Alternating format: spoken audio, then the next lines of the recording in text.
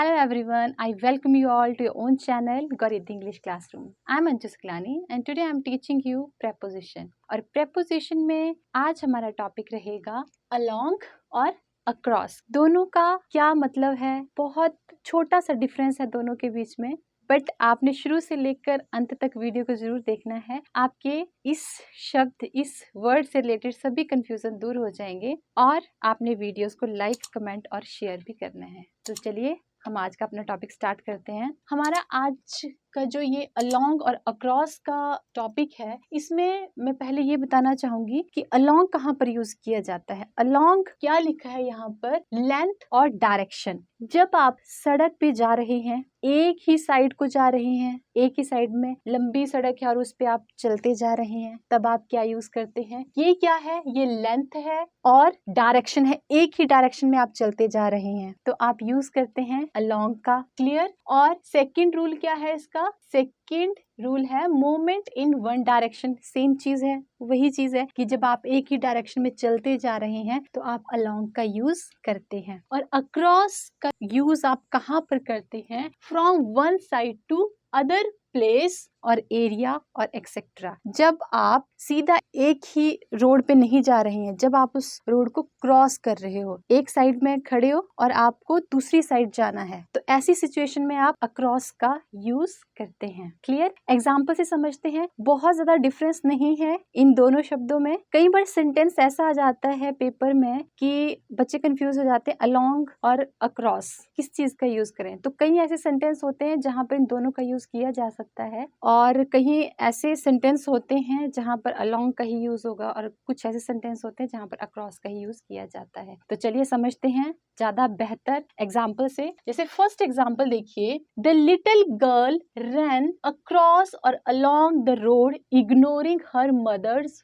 Warning. अब वो यहाँ पर क्या कर रही है? वो क्रॉस कर रही है रोड को। क्या करने के बाद उसने अपनी मदर की वार्निंग को इग्नोर करते हुए उसने क्या कर लिया? उसने रन किया, लिटिल गर्ल ने, across the road. Clear? Next देखिए, the pond was small enough to jump across और अलोंग। जो पॉन्ड है वो बहुत लंबा तो नहीं होगा जिसको जंप किया जा सके, तो इसमें क्या यूज करेंगे आप? स्मॉल पॉन्ड है, क्लियर, और इनफ टू जंप अक्रॉस, तो इसमें क्या करेगा? वो जंप अलोंग नहीं होगा, क्या करेगा? Jump across. क्लियर? तो यहाँ पर आप अक्रॉस का यूज करेंगे, अलोंग का यूज नहीं करेंगे। आपको थोड़ी सी सेंस देखनी है, पहले सेंटेंस को अच्छे से रीड करना है, उसके बाद ही आपको आंसर को टिक करना है। नेक्स्ट सेंटेंस देखिए, it nearly took him 1 hour to swim across और along the river। अब यहाँ पर क्या बताया गया है? It nearly took him 1 hour। 1 hour लेगा क्या करने के लिए? Swim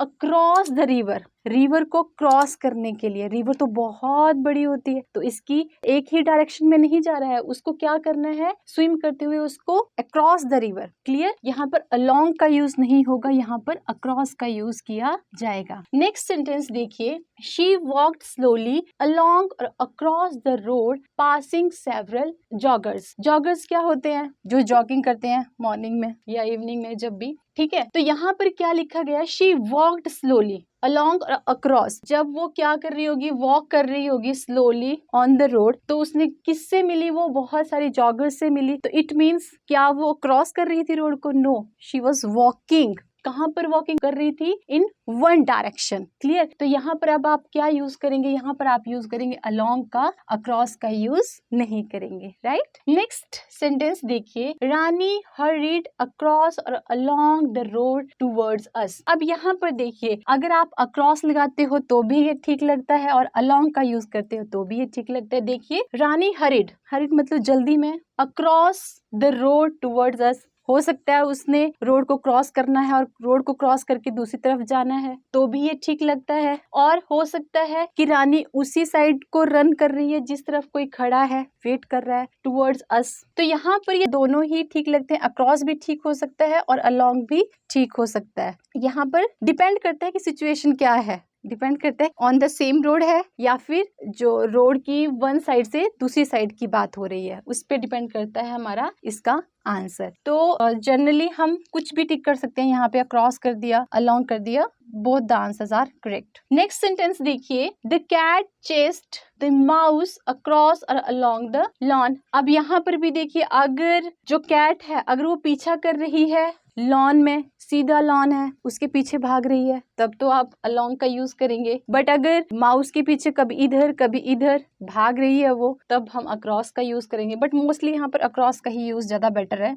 along का नहीं, क्योंकि जो माउस है वो तो कहीं भी छुप जाएगा। तो यहाँ पे अक्रॉस का ही मीनिंग जो है वो रेलिवेंट है, बिल्कुल सही है। नेक्स्ट देखिए, शी वॉक्ड अलोंग और across the beach enjoying the sun and the sound of the waves. अब यहाँ पर देखिए, शी वॉक्ड, वो वॉक कर रही थी कहाँ पर, अलोंग द बीच होगा, along the beach and enjoying the sun and the sound of the waves. यहाँ पर along का यूज किया जाएगा। वो बीच पर चलती जा रही थी, सन बाथ ले रही थी, enjoying the sun and the sound of the waves। तो यहाँ पर along जो preposition है आपका सही आंसर है, राइट आंसर है। और अगर आपको वीडियोस अच्छी लग रही हैं तो वीडियोस को लाइक, कमेंट और शेयर जल्दी से कर दीजिए। नेक्स्ट सेंटेंस देखिए, the dog ran along across the fence barking at the neighbor's cat। अब यहाँ पर देखिए, डॉग कहाँ पर भाग रहा है, along the fence, फेंस मतलब दीवार, वॉल के साथ साथ भाग रहा है आगे को, और barking at the neighbour's cat. तो यहाँ पे along आंसर ठीक रहेगा, अक्रॉस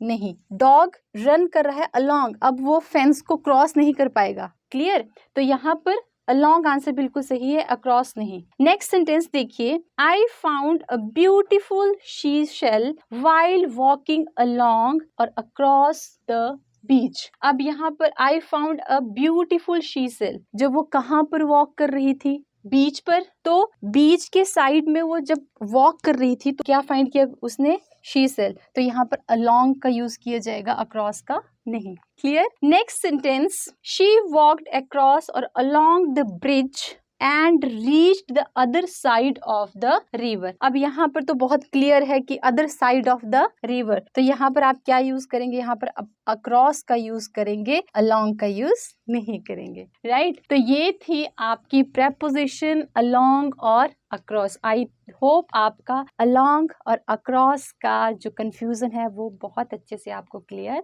हो गया होगा। मिलते हैं नेक्स्ट वीडियो में, टिल देन बाय।